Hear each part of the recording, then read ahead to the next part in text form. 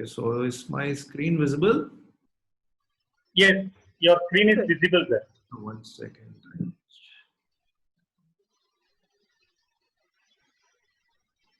Yeah, perfect. So thank you so much. Before starting, Sorry?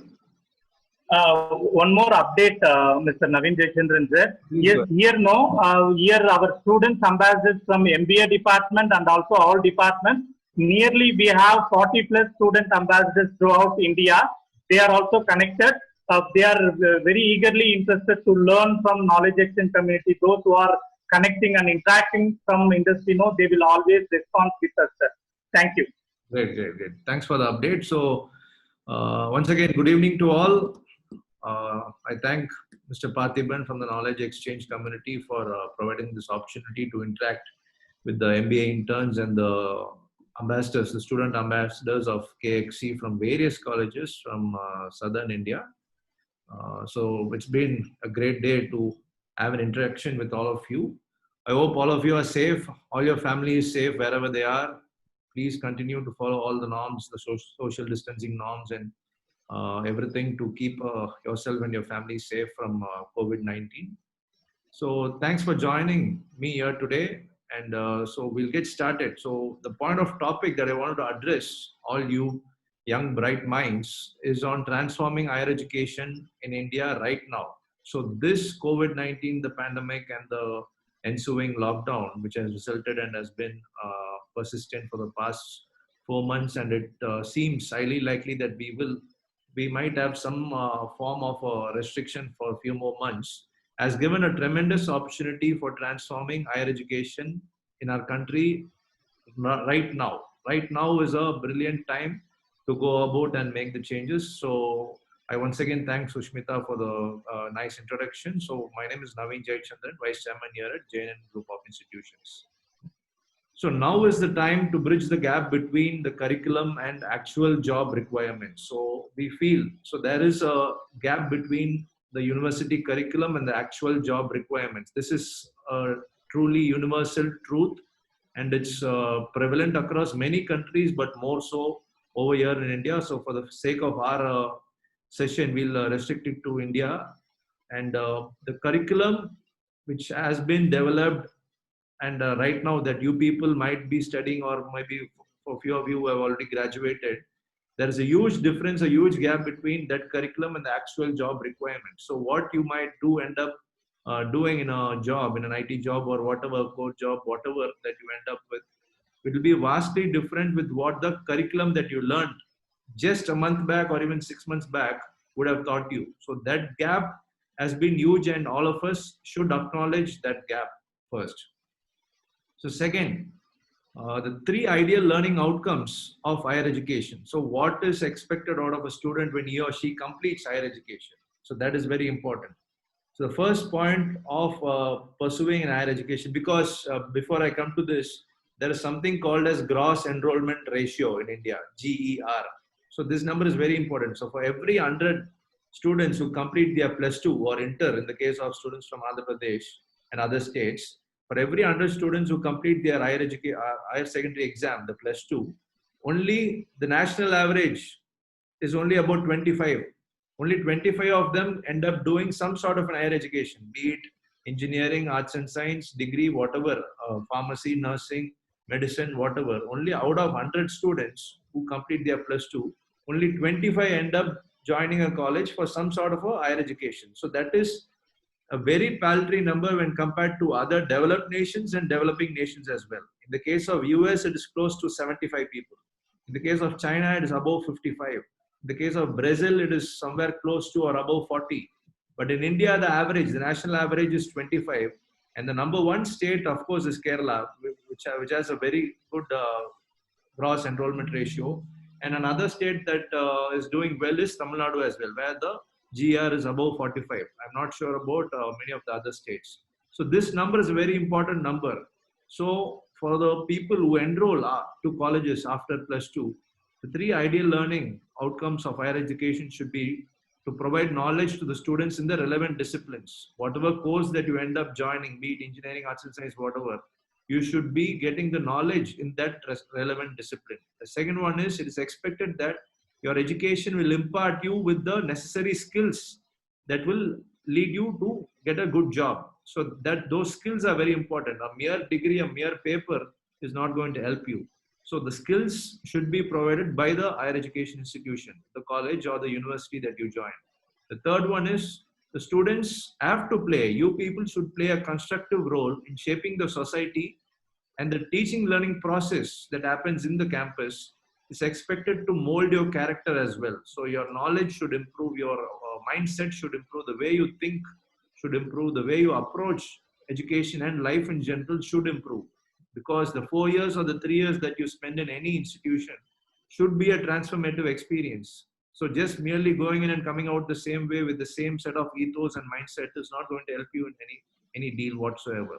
So these three are the ideal learning outcomes that any higher education institution should aim to satisfy. But the reality is, apart from a very few handful higher education institutions, say in engineering, technology, liberal arts, management, or whatever, apart from very few higher education institutions, a vast majority of students just meander through college and acquire a degree. And apart from a extremely small number of highly motivated students, that number is very, very small. Self-motivated students is the number of such students is very, very small. So apart from these two categories, wherein the institution is doing extremely well to provide impetus to the knowledge and development of the students, or the students themselves are highly motivated, apart from these two cases, the rest of the students are merely meandering through college and getting a degree. So this should be changed immediately and addressed immediately. So this vast gap between the curriculum and job requirements, which I spoke about in the initial phase. So what actually ends up getting done is people actually learn more on their first few days in the job than what they would have learned from the curriculum. So say after you're done with your engineering, for example, you go to a job, an IT job, or you get trained somewhere and then go to a job, a core job, or whatever that your interest is, or whatever that you end up getting. Once you get into the job, you learn a lot in the first few days and weeks and in the months than what you would have learned in your entire 4 years of engineering or 3 years of degree college or any other degree for that matter. So what you learned in the 3 or 4 years, the period of study of your course, what you would have learned in those times would not be that much relevant to the job that you would have got. So you would learn, in fact, more in the job, doing the work than what you would have learned during your college days. If so, why do colleges lay so much importance on completing syllabus and conducting exams? So this is the case, this is the reality, as I just mentioned. But why do still colleges lay so much importance on completing syllabus and conducting exams? That's a very important question, a very valid question, right? So why not revamp the syllabus to match the job requirements of today? So why not revamp the syllabus? The reality is there's a vast difference between the curriculum and the job. So why not revamp the syllabus to match the job requirements of today? So these are the most important questions that lay in front of us. And this is the primary reason I want to address this issue right now. So what is COVID-19 and what is the time that we have got, and the disruption, the massive disruption to education that has happened in terms of schools and colleges whatsoever. So the semester should have opened probably in the end of June or July. But here we are in the end of July and still we have no clear idea on when the colleges will open for actual physical classes. Most of the colleges, and JNN included, we have already opened or will be operating online classes very soon. But online is not going to be a solution for a long time. It could be a stopgap arrangement. Physical classes have to resume in some way or the form or the other. So when or how can we use this time that we have got, all of us, for the past several months and maybe a couple of months more for schools and colleges to reopen? How can we use this time to not just take a step-by-step approach, but a transformative approach on transforming higher education? So my ideas or suggestions or recommendations whatsoever that we could call it are as follows. So our focus as an institution or as higher education industry put together, our focus on completing syllabus and conducting exams should be withdrawn. So those should not be our laser focus. So our laser focus should move to something different. Evaluation should be a mix of regular assignments. So there should be a lot of assignments. That culture, the culture of giving out assignments is not that much prevalent in India. I'm talking about higher education, not school education, mind you.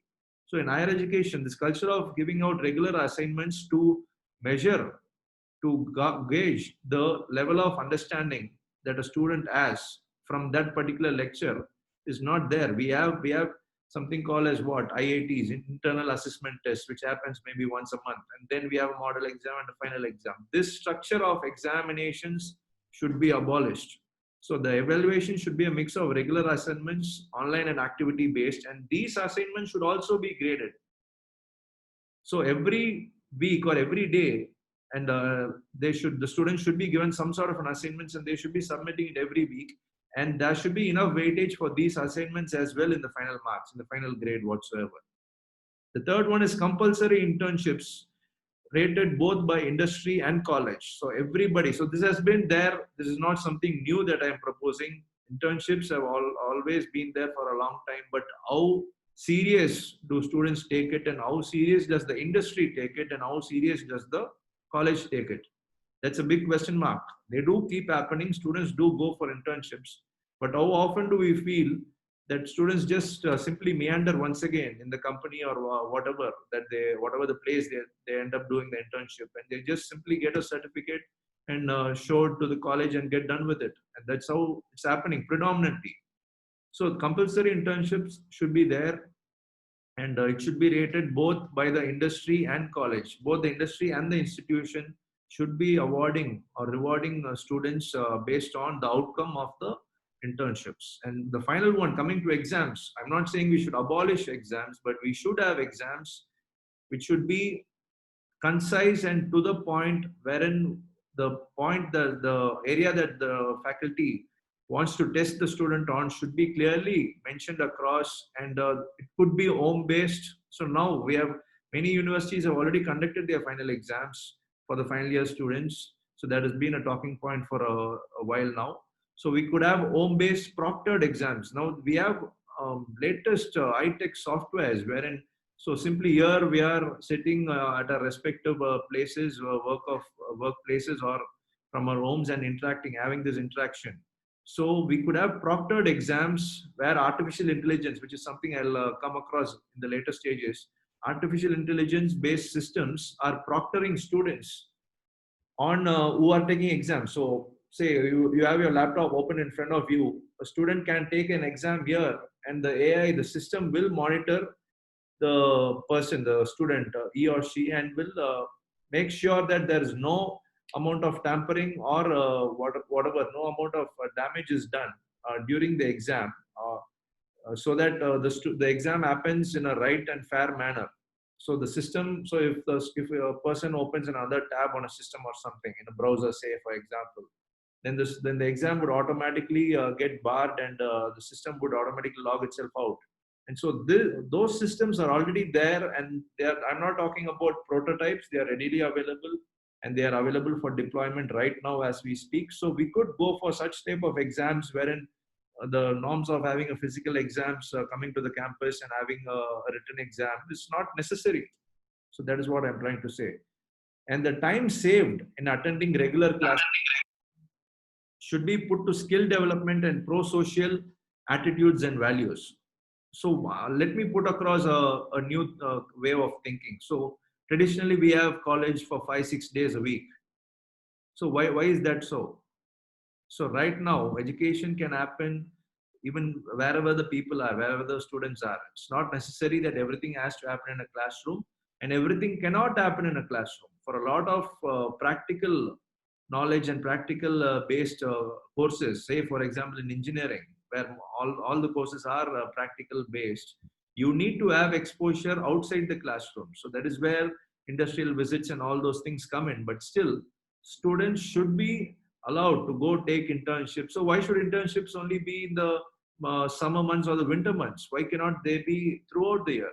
There could be some sort of an arrangement. So why should we have college 5-6 days a week? Nobody says so. There's no hard and fast rule which says we should have 5-6 days a week. The current university setup says that, but we should all question that. So why should we have college for 5-6 days a week? It's not necessary. We could have 3 days a week for 3 to 4 hours a day, and we could get done. We could be very productive. All of us, I believe, have become a lot more productive being online. I mean, being working from home and taking or learning from home, in your case, for the students. So there has been a lot of improvement in the productivity, but it cannot be totally online. Once again, we need to face each other once in a while. But the time saved, say for example, if we have college 3 days a week, the time saved, the 2 or 3 days, the other days that the student has in a week, can be put to excellent use on learning a lot of different things. On it could be put to skill development and pro-social attitudes and values. So this is very important. Just because he or she is paying a fee to the college, it doesn't mean that they'll have to be there 5-6 days a week, right? So learning can happen outside the classrooms as well. So that is what I'm trying to say. And before I conclude, the time is now. All the changes that I am proposing and that I have mentioned across to you students, the time is now. It should happen now. We do not have any much better time or a different time in horizon where we can do these things. So why do I say the time is now? India's strength is its demographic. Most of our population is below the age of 635.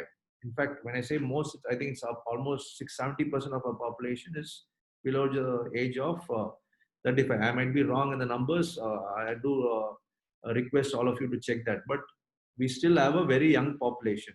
So if our students graduating college right now, those who will be graduating in the next few years or those who have recently graduated, if you do not have the skills for a job, it's not only your problem. It's not only an individual person's problem. It's a huge social problem for the entire country. Because if you do not have a job, it leads to a lot of issues for the country as well. So this pandemic has opened the doors for ushering massive, bold, and transformational reforms. So as we speak, the new national education policy is already out there. It's still in the draft stage. It should be implemented by the government anytime soon. We might have various opinions on the national educational policy. We might, some might want to remove a few things, some might want to add a few things, but all those things aside, it's a transformational approach by the government, and we should provide our support for it. And there are a lot of very, very, very highly transformational ideas in the new national education policy. So once that thing is implemented, we'll see a lot of reformation happening. So I mean, why even talk about that? So what you and I have seen. So the lockdown started in the end of March. Before March 16th or 18th, I did not know what Zoom was.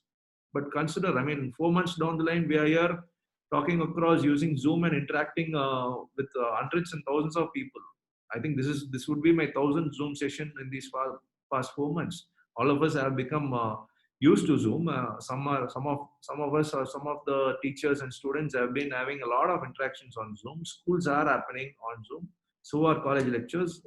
Zoom or any other video conferencing software for that matter. What I'm trying to say is, all of us have already gotten used to a wave of transformation for the past 4 months, and now is the time to ensure that we keep the lid open for further reformation in higher education. So as the last line says, if not now, then when?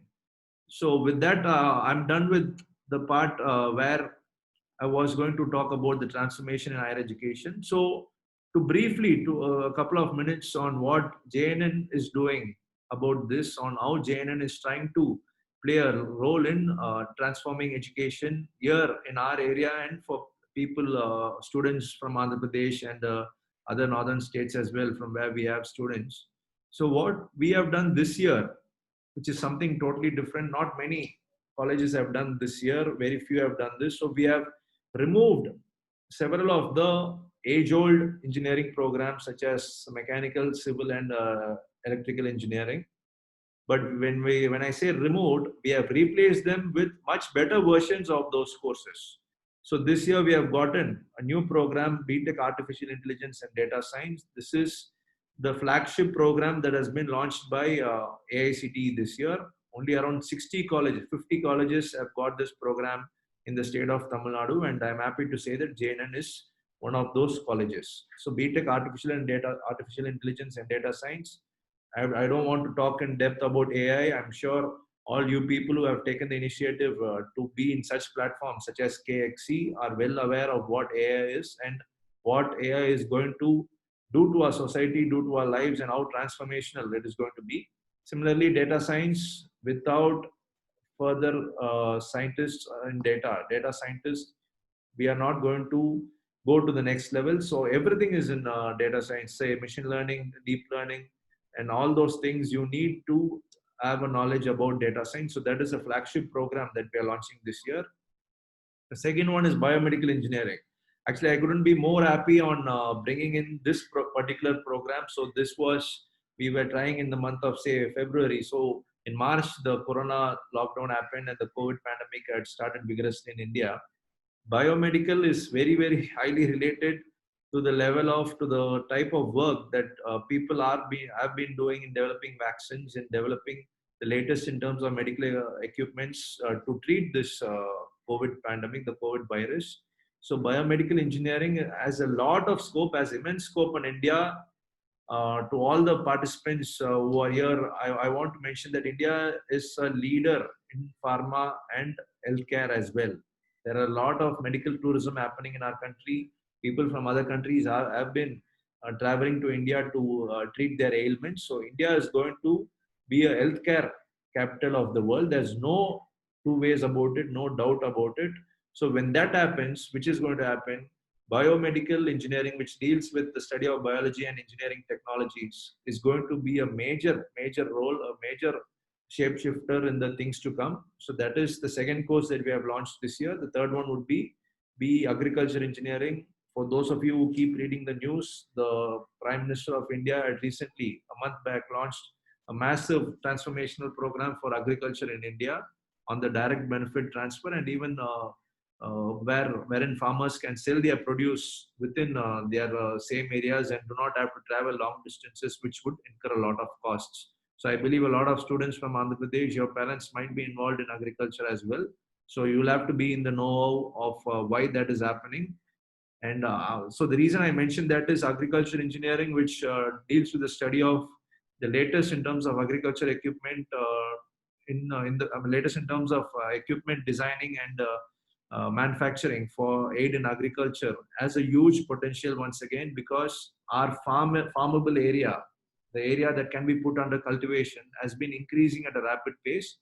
But not only that, the government will now be actively involved in the type of crops that the farmers should be sowing about. So right now, people just sow whatever they want. So paddy is the most extensively yielded crop in India. But right now, based on the technologies and based on the requirements of a country, we will have a lot of prodding by the government of India and the state governments on the type of crops that the farmer should be sowing in a particular area.